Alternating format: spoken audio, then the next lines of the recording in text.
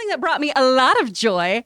I binged the latest season of The Umbrella Academy. I mean, it dropped yesterday. I know. You watched all 10 episodes. So what I did Don't the you have a night life? before, I barely, Rob, barely. I watched Ms. Marvel, Obi-Wan, and the first episode of Umbrella Academy when they dropped at midnight.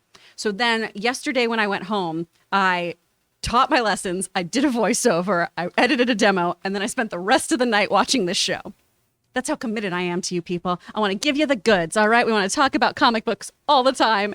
Any opportunity I get to, I want to.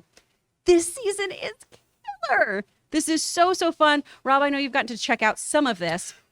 I watched last night I was working myself and I came home. I went from the Robservatory, which is a separate structure, into my house, went to bed, and I watched the first episode.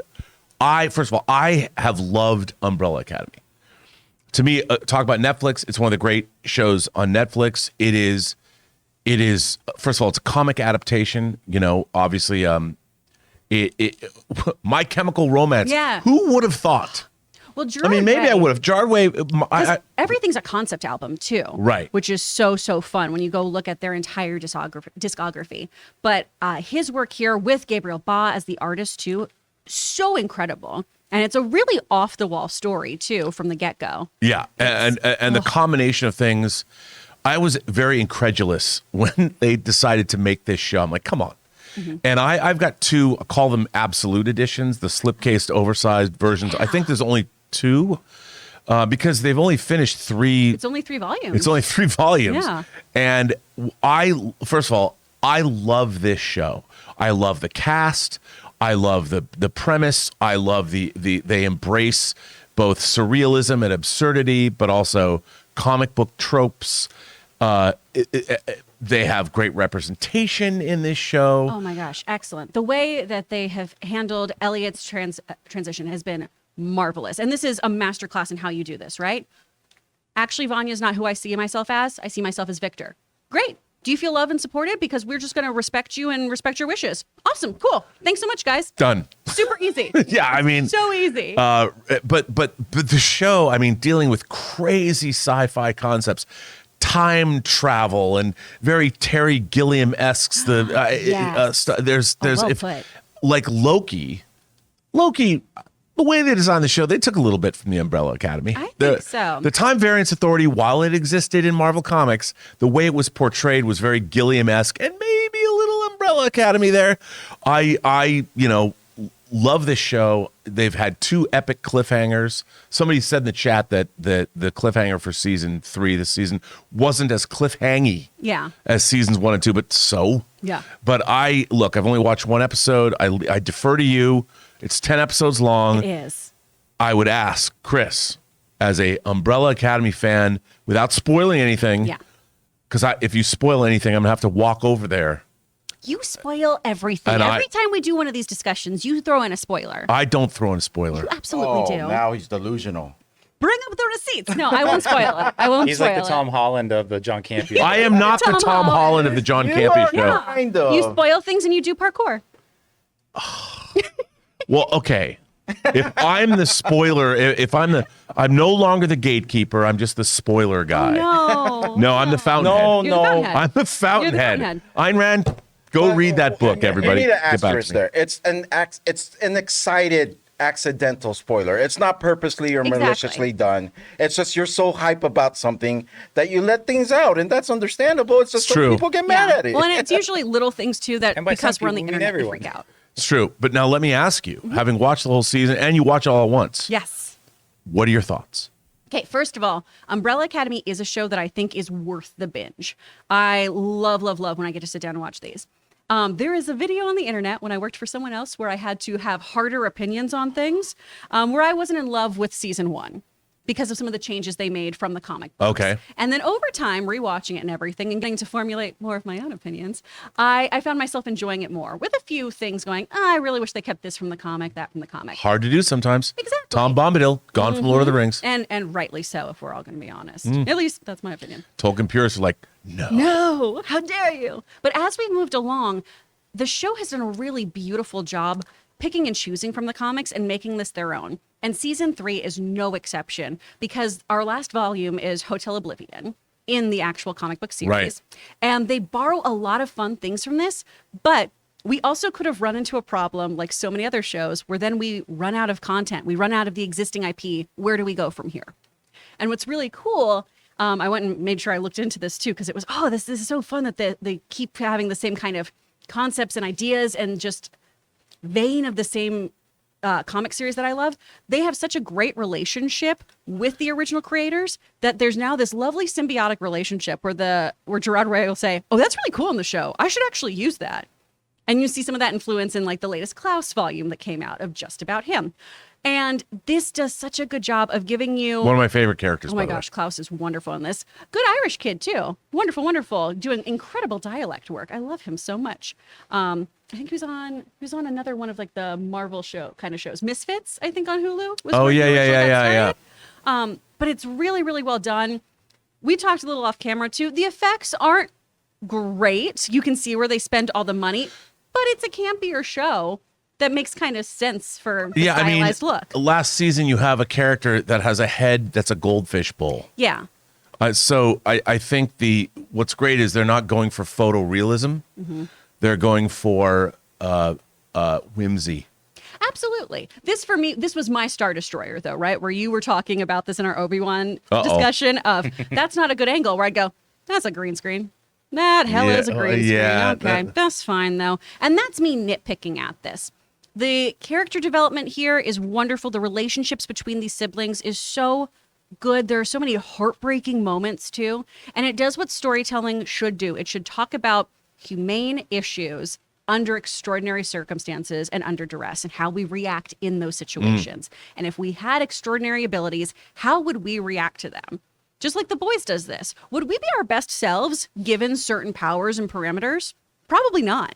And the show does a really great job of exploring that, time loops, paradoxes, all kinds of cool stuff. Guys, we want to take a second and thank the sponsor of this video, Helix Sleep. Guys, let me tell you, just a couple of days ago, Ann and I received our Helix mattress, and it is the best mattress we have ever slept on in our entire lives. We had like this $3,000 specialized mattress that we got like 5-6 years ago, and we liked it very much, but this one completely outdoes it. It's night and day. And you can get matched with your perfect mattress too. See, Helix Sleep has a quiz that takes just like a minute to complete, and it matches your body type and sleep preferences to the perfect mattress for you. Why would you buy a mattress made for somebody else? With Helix, you're getting a mattress that you know will be perfect for the way that you sleep. I hopped online, took the Helix quiz, and Anna and I were matched with the perfect mattress for us. And it is so easy to set up. Simply take it out of the box, get it positioned on your mattress, take off the plastic, and then give it an hour or two to breathe to reach its full size, and you will not believe how comfortable this thing is. All you got to do is go to helixsleep.com/Campea. Take their 60-second sleep quiz, and they'll match you to a customized mattress that will give you the best sleep of your life. And it's risk-free. They have a 10-year warranty, and you get to try it out for 100 nights. They'll even pick it up for you if you don't love it, but you will. Helix even has financing options and flexible payment plans, so a great night's sleep is never far away. And here's the best part. Helix is offering up to $200 off of all mattress orders and 2 free pillows for our listeners at helixsleep.com/Campea. I mean, if it maybe because one of the things that's been revealed on this show for me that I am a romantic. Mm-hmm. A lot of people, and you probably you've outed me for that. But I love the family dynamic. You have these crazy misfit. I mean, everybody, and there's bickering in the Umbrella Academy, but all these characters really love each other. They do. And I have to say, talk about Elliot Page. There's a great scene in the first episode where Elliot Page, number 7, sits down with number 1 of the Sparrow Academy, and they kind of it was like, I'm here to talk to you, and he's giving him a hard time, and Elliot Page as number 7 as Vanya. Yes. Still Vanya at this point. Still Vanya says, "Oh no. I'm going to show up tomorrow. And I'm going to call you out." Mm-hmm. And it was just a simple scene, but I loved it. Oh, and yeah. I'm like, I loved seeing Vanya step up and take it, when she's just standing there looking up at him as he's working out for the masses. Yeah. And I'm like, man, Vanya laying down the gauntlet. I don't know where it's going to go. I don't know if Yeah. she actually does show up Oh man, tomorrow. there's some. Does great Vanya show up stuff. before, So although it's a little difficult to talk about Vanya as Vanya's a going character. to, and this, I mean, this all happens within the first 2 episodes. Right, also, right, yeah, I yeah. will say that we see Vanya go to Victor and everything. Mm-hmm. We see Victor use his powers. We see that strength and everything, but we also see some things from the past come up that could be problematic or deter them from things. So there's a lot of juicy stuff happening here. And Ray, you haven't watched Umbrella Academy, Yeah. right? I was gonna say the reason why I'm very quiet is I have nothing to say about the show. And there's probably more than just me out there. I mean, there could be a couple people that don't know anything about the show, don't have time, maybe are really picky about what they use their time on. Sell me the show. Sell it to me. What would you tell someone who's like, you guys talk about Umbrella Academy a lot. I know nothing about it. Why would I watch it? Or just It's a show that plays on comic book tropes about adopted siblings who were conceived under mysterious and wild circumstances, gifted with super abilities, raised by a Off the wall. yes, Super off the wall abilities. super abilities, so raised they're by an all raised eccentric by a billionaire. supervillain? They were these raised kids? by an eccentric, and Do they we are, know if he's a supervillain or not? We're not sure. Maybe But he in is. the very first season, what brings them back together is their father's death, and so they have to come to terms with the childhood they experienced and also save the world. So wait, so these were all orphans, I assume then, right? And They were all they're adopted. separated or something like that? they were all adopted Because of mysterious circumstances. I would say that one of the great things, this is going to be a weird thing to say, but as far as Netflix goes, to me, in my own head, Stranger Things and the Umbrella Academy are almost simpatico shows. Yeah. That if you like Stranger Things, the Umbrella Academy has nothing to do with Stranger Things, but there is a similar sensibility working in both shows. The Umbrella Academy is more like a Terry Gilliam thing, and Stranger Things is a Stephen King thing. Obviously, if you're a Stephen King fanatic, which, by the way, I am. I am. And by the way, shout out episode 1 of season 3 of For All Mankind, Misery. Margot's reading Misery. She's got it on her Also, bedstand. shout out to Mist. No one liked it. I did. Well, yeah, but a great story. But no, to me, in my mind, when I think Netflix, I think their signature shows, this might seem crazy, are Umbrella Academy and Stranger Things as far as genre entertainment goes, because their Umbrella Academy broadens the scope. It's a horror series, it's a sci-fi series, it's a surreal series.